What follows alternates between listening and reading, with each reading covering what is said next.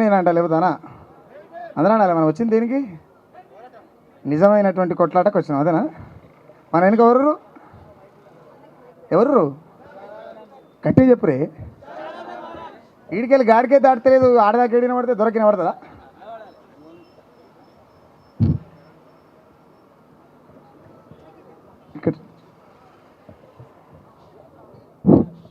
భారతదేశంలో పుట్టుడునే చేసిన తప్ప మనిషిని మనిషిగా చూడని మతాలదేమున్నది గొప్ప నేను జంతువయ్యి జన్మించిన ఈ దేశంలో చేతులెత్తి జంతువు కాళ్ళు మొక్కేటువంటి సాంప్రదాయంలో మనం బతుకుతున్నాం.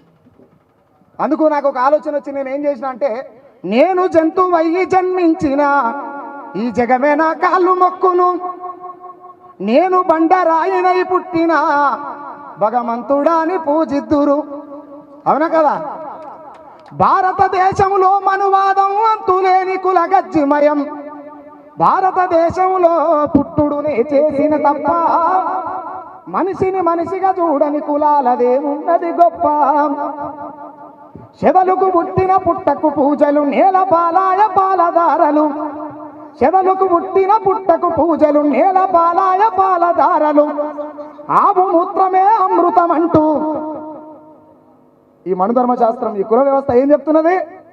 ఆవు మూత్రమే అమృతం అంటూ ఉచ్చకు దోసిలి దాపే కొందరు మైల పట్టిన జాతులు నీటిని ముట్టిన పాపమేనని కర్కశంగా నరికి సంపుతూ కత్తుల దాహం తీర్చుతున్నారు. ఇది వాస్తవం అయితే చప్పట్లు కొట్టరే నిమ్మలంగా చుట్టరే. నిజంగా ఒక ఓపెన్ ముచ్చట ఏంటంటే ఈ కుమ్మెర జాతర చిన్న పాప విషయంలో విశారాధనన్న గనక ముందడుగు వేయకపోయి ఉంటే మానవ సమాజానికి ముచ్చట తెలిసేది కాదు. గట్టిగా చప్పట్లు కొట్టాలి ఒకసారి. ఎందుకు అనంటే ఈ తెలంగాణలో ఉన్నటువంటి వాళ్ళు కొన్ని కుల సంఘాలు, కొన్ని మత సంఘాలు, కొన్ని ప్రజా సంఘాలు, కొన్ని ఉద్యమ సంఘాలు, కొన్ని పార్టీ సంఘాలు, ప్రతిపక్షాలు, ఓట్ల అవసరం ఉన్నటువంటి నాయకులు ఏ ఎండగా గొడుగు పట్టేటువంటి నాయకత్వాన్ని నేర్చుకొని ఉన్నారు. బాగా ముఖ్యంగా ఏమంటే బాగా బెగ్గింగ్ చేయడం అలవాటు చేసుకున్నారు. అఫీషియల్ బెగ్గింగ్ చేయడం అలవాటు చేసుకున్నారు. ఇక వాస్తవాల కోసం కొట్లాడుతాడు ఈడ. ఒక లీడర్ వచ్చినట్టు ఇంకో లీడర్ రాడు, ఆ లీడర్ వచ్చినట్టు ఈ లీడర్ రాడు, ఈ లీడర్ వచ్చినట్టు ఆ లీడర్ రాడు. మరి ఈ లీడర్ ఆ లీడర్ కలిసి ఎవరి కోసం లీడర్ రాయరో అది అర్థం కాదు. అయితే ప్రజలు చచ్చిపోతున్నారు నాయన అంటే ఎవడు సపోర్ట్ చేయడు. నేను అందుకని ఏమనంటే ఈ దొర అహంకారం, రెడ్డి అహంకారం, ఎలమ అహంకారం, ఈ మతంలో ఉన్నటువంటి అహంకారం, కులంలో ఉన్నటువంటి అహంకారం ఈరోజు పుట్టింది కాదు, ఈరోజు పోయేది కాదు. ఎందుకు నేను ఈ మాట చెప్తున్నా అంటే భక్తునికి దేవునికి మధ్యలో అనుసంధానంగా ఉన్నటువంటి ప్రతినిధి ఎవడైతే ఉన్నాడో ఆ ప్రతినిధి అనేటోడు ఈ దేశంలో ఉన్నటువంటి 145 కోట్ల జనాభాలకు చెప్పవలసినటువంటి మాట ఏందనంటే ఏ ఏ కులాల వాళ్ళు హిందువులు అవుతారో చెప్తే మమ్మల్ని రాని అని గుళ్ళకి మేము ఎందుకు వస్తాం రా భయ్? ఏ కులాల హిందువులో చెప్పురి బిడ్డ, మీ ప్రతినిధులు ఎవడాడో మీకు ఏ పాటిద్దాం ముందో చెప్పురి. రెండోటి నేను ప్రజలకు కూడా ఒక మాట ఏమంటా అంటే మనల మనసులోనే కాదనంటే మీరు మైల పట్టిన వాళ్ళు, మీరు అంటరాని వాళ్ళు, మీరు సాకలోళ్ళు, మీరు బట్టలు ఉతకాలి, మీరు మైల పట్టిన బట్టలు తీసుకపోయి సాఫ్ చేసి తీసుకొచ్చేయాలి, నువ్వు గొర్రెలు కోయాలి, నువ్వు గొర్రెలు కాయాలి, నువ్వు తాళ్ళు ఎక్కాలి, నువ్వు పండ్లు తెంపాలి, ఒకటి చేపలు పట్టాలి.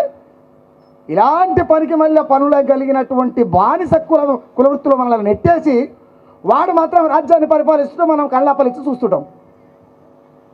కాబట్టి నేనేమంటే ఈ బానిసత్వంతో కూడుకున్నటువంటి ఈ పనులు మాకొద్దు. ఏ ఏ కులాల వాళ్ళు హిందువులని లెక్క తేలిస్తే ఇలాంటి ఉద్యమాలకు తావుండదు. అప్పుడు లెక్క తేల్చాల్సిందే క్లియర్గా.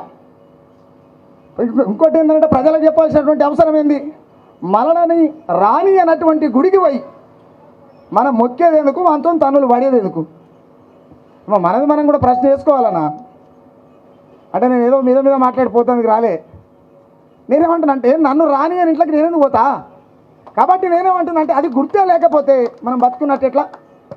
అది ఖచ్చితంగా మనిషికి గుర్తుండాల్సిందే, అది గుర్తుపెట్టుకోవాల్సిందే. కాబట్టి ముఖ్యంగా తెలంగాణలో రేపు ఈ తెలంగాణ నుంచి మొదలైతే ఈ భారతదేశంలో 29 రాష్ట్రాలలో రేపు జరగబోయేది ఏంటి అని అంటే ఒక ఆడబిడ్డ పట్టపగలు ఇట్లా నడుచుకుంటూ పోతుంటే ఒంటి నిండా సాంప్రదాయబద్ధంగా, అదే హిందూ సాంప్రదాయం అయినప్పటికీ కూడా ఒంటి నిండా బట్టలు కప్పుకొని పోతుంటే ఆ తల్లి బట్టలు ఇప్పి నగ్నంగా ఊరేగించేటువంటి దౌర్భాగ్యమైనటువంటి సందర్భాన్ని మనం రేపు చూడబోతున్నాం. మనం నిద్రల నుంచి లేవకపోతే మాత్రం రేపు మన బిడ్డలు అమానుషంగా కనబడతారు. ఇది ఖచ్చితంగా గుర్తుపెట్టుకోవాలి. ఇలాంటి పెద్ద ఉద్యమాన్ని శ్రీకారం చుట్టినటువంటి విశారదనన్నకు తోడుగున్నటువంటి వాళ్ళకి, ఇక్కడ వచ్చినటువంటి వాళ్ళకి అందరికీ కూడా ఉద్యమాభివందనాలు తెలియజేస్తూ ముగిస్తా ఉన్నాం.